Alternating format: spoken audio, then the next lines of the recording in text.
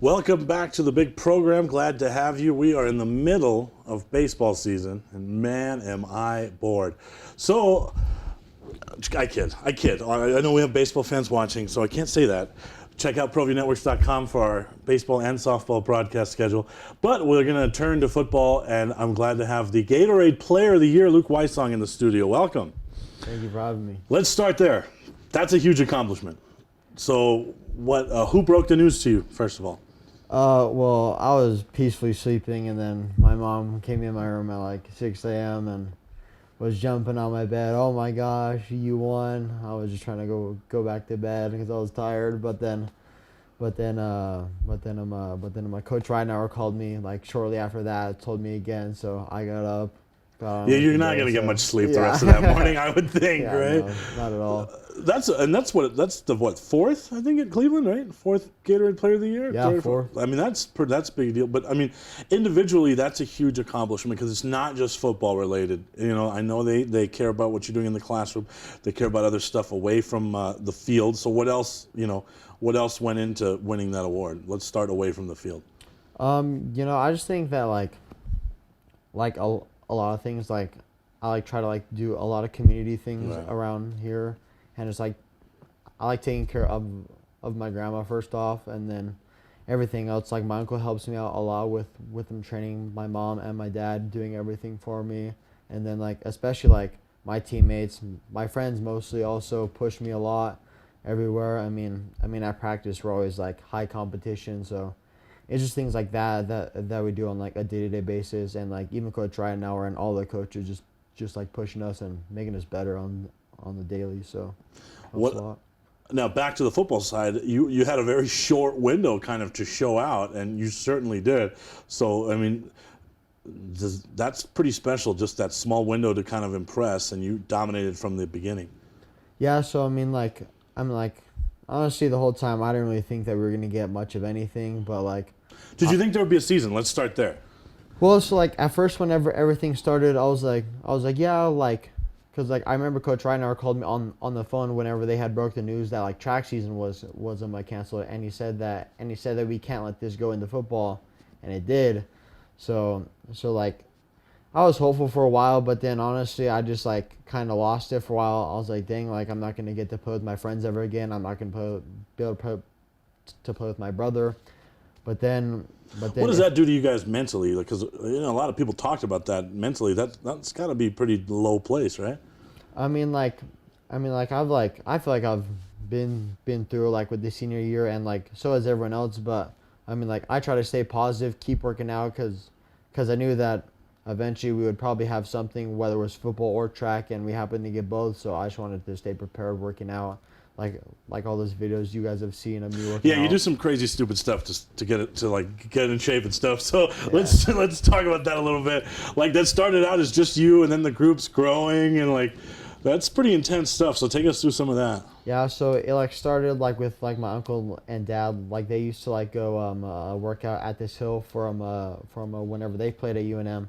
So like we went there, and the first day I was dying, wheezing, couldn't even barely make it up the hill, but I mean, that's kind of like me with the stairs in the studio. So I know what you're saying. We're very similar. This is very similar. Very similar. Yeah, but then that, and we started going to that dam, and that's always a good workout. It gets cardio. It really like my calves are always sore the next day from that. So it was good. And then like more of my friends started Yeah, coming. that's what I was gonna ask. When did the group start to grow? Well, it's like I would always post videos on Twitter, and my friend Jackson always would come with us. He was like one of like the first people to come, and then after that, some of my brother's friends came, Josh, and then Tyler, Murph came a few times, Dorian came a few times, and just all of us were there and just grinding constantly, and it was fun. Because you can kind of tell from that, like who's all in and who wants to get. But like I see a video like that, and that's the last thing I would want to go do, right? Oh, yeah, but you guys got guys on the team that are like, yeah, sign me up for that. And Yeah. next thing you know, it's all of you guys. So that kind of helps you identify who else on the team is putting in the work, right? Yeah, for sure. Because like, I mean, like all of us just want to work and get better and like push each other. So it was good to see that like some of my teammates wanted to come. So. Like who? All right. So who? Like let's Tyler, for example, right? Obviously, transfer comes over, starts working out with you. What was the first time he comes? Like how much dry heaving is he doing the very first time? Like there's got to be some pretty funny stories about people's first time with you guys, right? Well, cause like I've known Tyler like my whole life, but I texted him on Twitter and I was like, yo, do you want to come work out like tomorrow or whatever? He was like, yeah. He comes, he's doing great, and we're like, okay. Final thing is we gotta like go up the hill. And I personally can't run all the way up it because it's just like so hard. If anyone can, props to you. But he gets to the top, and I thought we were gonna have to call in freaking ambulance or something because he was just dead. So, but I mean it was fun. And then I've thrown up a few times. My friend Jackson, Dorian's first time was pretty rough. I mean everyone's first time was just rough because it's hard. It's not like easy at all, but it was fun. And like, what's your dad and uncle like? How are they react? Because they seem like two real like uphill both ways on the way to school type of guys, if you know what I'm saying, right? I walk to school in the snow kind of guys. Like, so what are they doing when you guys are dry heaving and stuff? Oh well, they both actually were like working out with us, especially at the dam. My uncle Daniel came also, so all of them are working out with us, trying to like push us and like make us do better because they don't want to see us just like be dead. So like they're pushing us, definitely, for sure. So to circle back to the long tangent, but to circle back to the Gatorade Award, you know, Coach Reinauer talks to you about it, obviously. That's got to be pretty special because the names on the wall at that school, I mean, it's impressive. Yeah, for sure. Like, I mean, like I see them, Cole Gauchi, Gabe Ortega, Dorian Lewis, and to have my name up there is like something special. And like, I mean, like I'm just honestly glad that one of us Cleveland kids got it. If anyone had to get it, I heard there was another school in that city. I don't know. I think. I don't know. Are they still playing football? Do they still have a program? I'm not sure. We'll take our first time out. We'll talk some Cleveland Storm football when we get back. Well, I'm going to the frontier, walking to the cashier, order up a root beer and a number one. Cover it with green stuff, one scoop is not enough. Find a booth is real tough, back by the Duke. Meet my family, meet my friends in the quirkiest restaurant I have ever been. All of Albuquerque's favorite spot, it's the Frontier Restaurant. The Frontier Restaurant is a proud supporter of Proview Networks. Don't sacrifice quality of flavor when you're in a hurry. Golden Pride offers ribs, fried chicken, green and red chili breakfast burritos, and Frontier Cinnabons. 4 great locations, or visit us online at goldenpride@abq.com. Golden Pride Barbecue Chicken and Ribs, proud supporter of Proview Sports Network.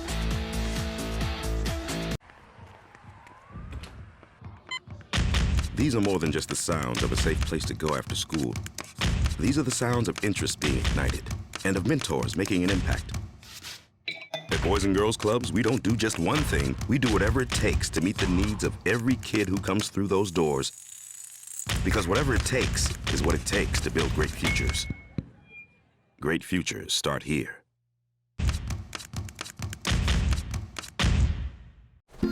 A rogue virus. No jobs. Sky-high tuition debt. Life is trying to put our generation on the sidelines. But we refuse to just sit back and watch it pass us by.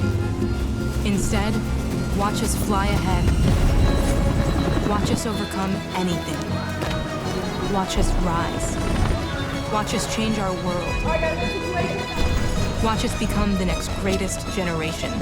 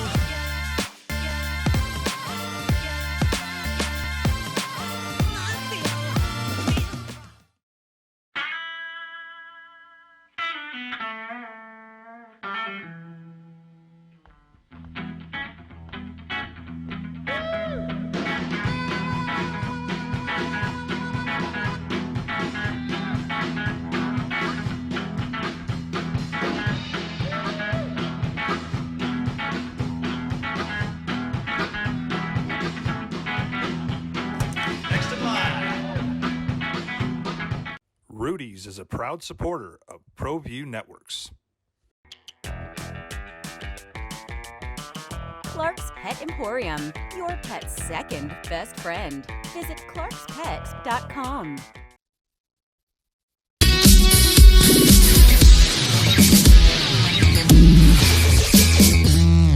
Back with Luke Wysong. I want to talk some Cleveland Storm football. It always intrigues me when a program and a team becomes so good that it's a culture, right? And that's when you can tell as a coach and as a team that you've arrived, when it's just a winning culture. And that's definitely something Coach Ridenour has been able to do there. And obviously it takes kids. I mean, if he was coaching a bunch of stiffs, then he wouldn't be that great of a coach, would he? But, so obviously it's you guys too. But talk about the culture, the process, and everything that's in place.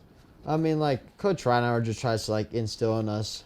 I mean, honestly, since we're in, Yaffle, because, I remember going to the football camps and being, just, amazed with everything, how they do it, how the coaches, perceive the players and, what they, expect of them. And, it's just been instilled in us from whenever we're little. And then Coach Ridenour always preaches, he always tells us to be a player-driven team instead of a coach-driven. So, we're always out there trying to, motivate ourselves and coach ourselves, to be honest. But then if things get out of line and stuff, then that's when they'll put us back. Now he's told me some stories when we were golfing, about how you guys are just ultra competitive about everything, and that he really digs that about his team, that you guys compete about everything. What is the stupidest thing you guys are competitive about? Well, I'll beat him on the golf course first off. But, wow! Shots fired. He's not bad either. We're competitive in everything, because we have a spring competition game, and it goes from tractor pulls, tire pulls, pull-up contests, bench offs, and we have hand clean competitions, literally everything, and we get competitive. Gosh, we could play tic-tac-toe and be competitive. And that's what he was kind of saying. So what's the silliest thing that you guys are competitive about? Because there's got to be some non-football stuff that you guys are competitive about that the rest of us would just think is silly. I mean, I'm pretty competitive in cornhole. I've never played him. I think I beat him. So, I went 11-0 this weekend. I could probably beat you at cornhole. No? I don't know. My game's pretty good. good. I know. Just kidding. But, so, that's part of winning, right? Is just that ultra competitiveness. Yeah, for sure. And it's really apparent in the weight room there in that program, right? So talk about that.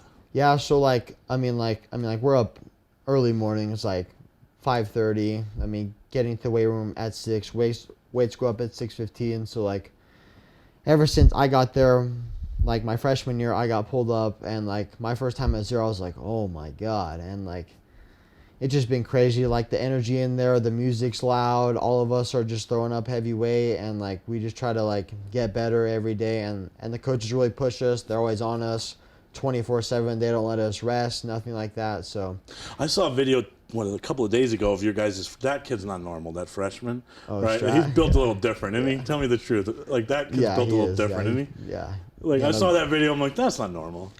He's strong, and he's good on the field. I like him. He's fun to be around too. Right. So what was the hardest thing? You enter that program. What was the hardest adjustment when you first get there?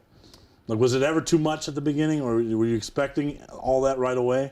Tell us about that, the early years. I feel like the hardest thing for me was honestly, because whenever I came in, I was kind of a shy person. I didn't really say much. You could even ask Coach Ridenour.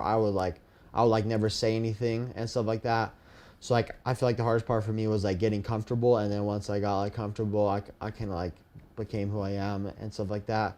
So just feeling comfortable was really the hardest thing for me. But after that, I feel more than comfortable there. So Coach Ridenour talks sometimes about, when Cleveland does lose a game, it's a big thing, right? Yeah.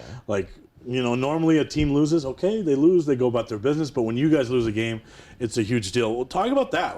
To be that successful where people are shocked when you guys lose, to get to that level of good. What's that like? And what's the work? A lot goes into that. Take us to the inside of that. Take us to a Monday after a loss.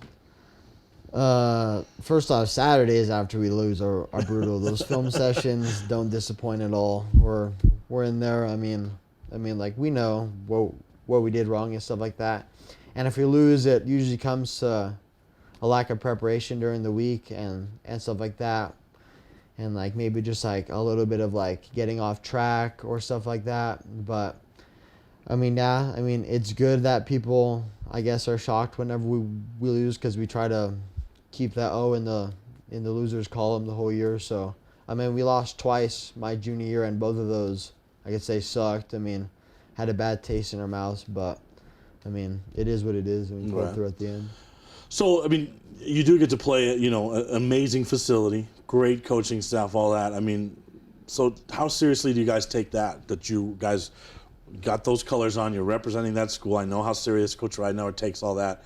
What kind of stuff's in, what does he instill in you guys as far as it comes to that, as far as when it comes to tradition, culture, how you guys carry yourself? What does he expect of you there? He just tells us to carry ourselves as we are, because I mean, I believe that we're the best in the state, and I'm pretty sure all of us do also. I mean, that's how you have to think of yourself, and he just tells us to be the best in like everything that we do, and he expects nothing but the best every day, even in practice. If we drop a ball, like slacking off in sprints or whatever, he's always on us, so nothing but the best. Take another time out, come back, talk about a couple of games in particular in your past, and then we want to move to the future. High school sports are back. You can watch every Proview Network broadcast online on the NFHS network. Every moment from every game from every sport, including all NMAA state championship games. Get your monthly pass now. Just go to ProviewNetworks.com, click on the NFHS logo, and sign up today. Watch New Mexico's best.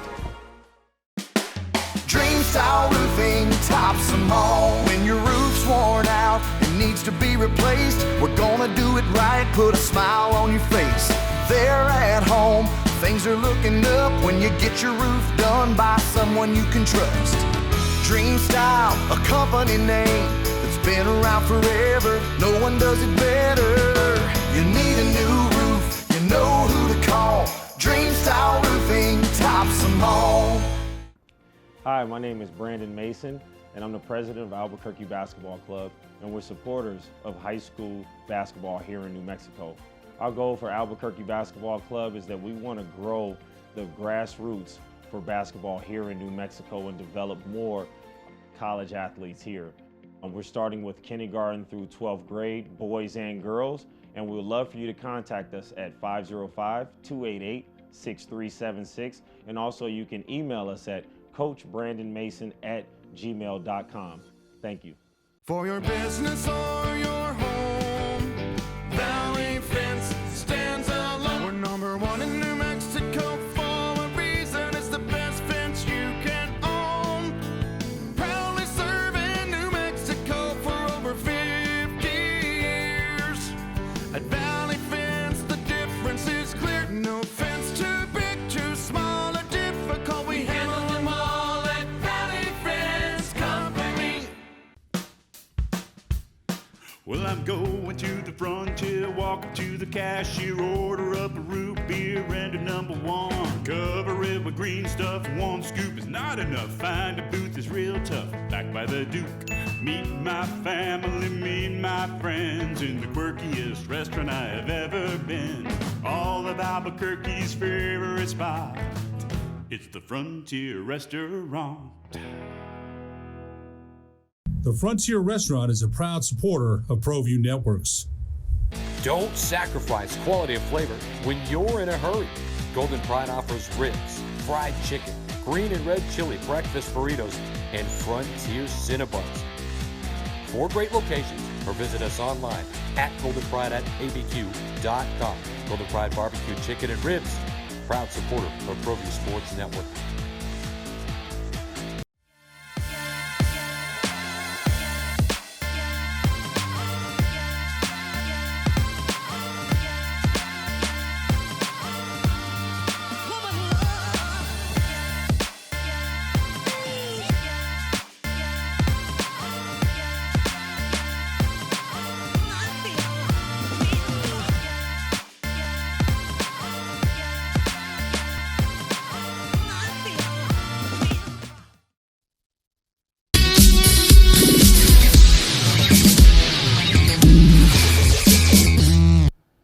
back with the Gatorade Player of the Year, Luke Wysong. Where did all this start? Let's go there first.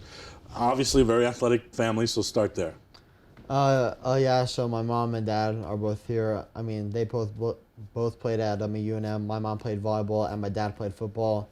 And then both of my uncles play football at UNM also. So I just come from like a very athletic background, and I'm very blessed to have everything that I have. So what sports did you play when you were young? Probably all of them, I would imagine. Yeah, so I played like baseball, soccer, basketball. Wasn't very good at basketball. But, I've heard. But football, I did motocross also. I used to race a bunch. And then I started track, obviously, and just pretty much everything. Let's focus on what you're not good at, basketball. So the only one out of that little bunch that didn't play basketball and football, that's a big red flag. Yeah. Right? So what is it about basketball that you weren't so great at? I honestly don't know. I mean, like me and my friends go play. I mean, like I'm just rebound central. So, but I don't know. I think it's just shooting, and I'm just not like. I heard there was a IQ very basketball. famous travel violation where Jeff threw you a ball, and you maybe for a moment forgot it was basketball, and you took about 8 steps without dribbling and laid it in. Did that happen? Yeah, no, it was in AYBL, and all of us like Yaffa kids used to play on the same AYBL team, and like I was always on like the second team, and we called it like the show. That's what my coach Gabe called it. So it was fun. I mean we never really did good whenever we were in, but it was good memories. I like it. I blame Coach Jimenez. Coach, Get me Sean, on the court. come on. Get me on the court. Could have got my guy on the court here. Come on, you could have coached that out of him. All right. So when did football become the thing? At what age? Honestly, whenever I was little, because I was gonna get like pretty serious into like motocross racing. I mean, we had like our whole travel trailer set up. My dad was like, we were gonna do everything, and then like I started playing football, and then I kind of realized I was like, dang, like I could do pretty good at this, and then probably about like the beginning of sophomore year, I was like, dang, like I think I could go pretty far in this. So and then Man, after motocross, the cornhole, like I just want to hang out with your family for a week. Like seriously, I know I'm sidetracking here, but that sounds like a lot of fun. All right, so I mean, I guess you could say this UNM thing was kind of a destiny, right? That had to have always been your dream with so much UNM in your house, right? Talk about that. Yeah, so like it's just crazy how it all happened, because like I really went from having like no really school interest in like colleges in me at like one point, and then like I woke up one morning, and then Coach Blackman called me, and then he offered me, and then after I just got offered, I called my mom and dad. They were both so happy for me, and like it was just crazy, and like it just all happened like kind of quick, so it was nuts. I want to go back to a couple of games while we still have some time. First, the game I thought was the greatest game ever played was that game against Clovis. Oh, right, yeah, at Clovis. Sure. So let's talk about that. I mean, what was that like on the field? I mean, honestly, I think that was probably one of the most fun games I've ever played in a high school, and I dropped a few passes. I messed up on one play on defense. Justin ran for a touchdown, and then Jeff had thrown the ball up to me. I honestly didn't think I was going to catch the ball, but I did scored, and just everything in the game was very like competitive. Like the intensity from the crowd, everyone was like insane, and honestly never forget that game. It was probably one of the most fun games I've ever played. And did it feel like just the way it was, the flow of the game, the score, did it feel like the last person to have the ball is going to win? Did it feel like the only person that doesn't score is going to lose this?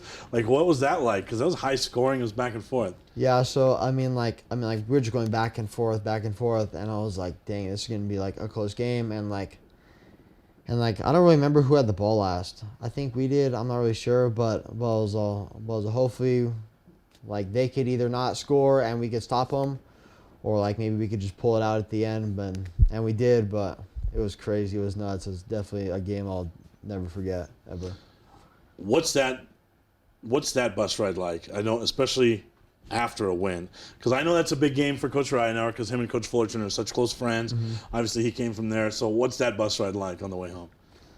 On the way home, it was crazy. We were all excited for like the first maybe 30 minutes, and then somehow I ended up sleeping on the floor under the seats. I remember Trey Ortega got a cramp. He was stepping on me because his hamstring was cramping. But I mean, for the first like hour, 30 minutes, we were all talking about everything, all like super excited and stuff like that.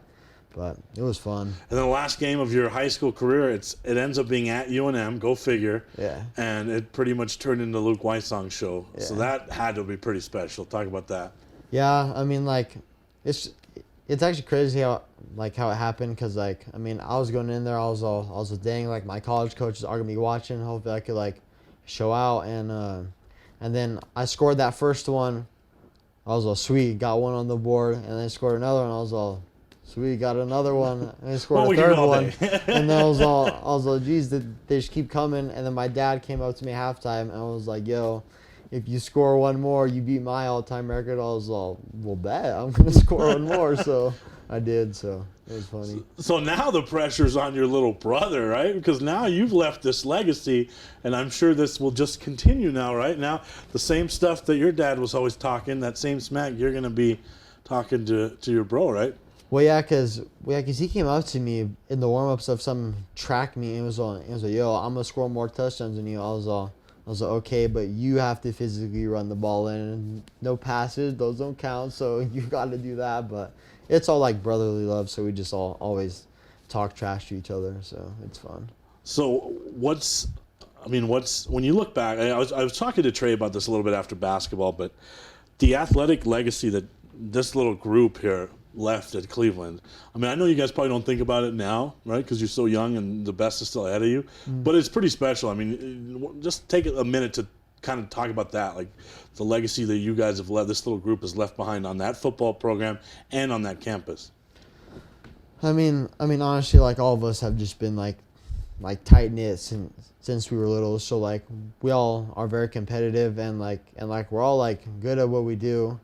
And we all just go out there in like every sport, whether it's track, basketball, baseball, football, literally anything. And we all will like have our moments where we're like messing around, but then whenever like it's time to get serious, we'll like get serious, and we know like what's on the table and stuff like that. And we want to like, Coach Reinauer is big on like legacy and stuff like that. So like all of us are always like hearing that. So it's huge, and like I'm just very fortunate in that to like be a part of like that and all my friends and like everything at Cleveland. Right. Well, it's gonna be fun watching you play here at home at UNM. So thanks for coming in. Good luck the rest of the way. Yeah, Appreciate it, and thank you for watching. Good night, everybody.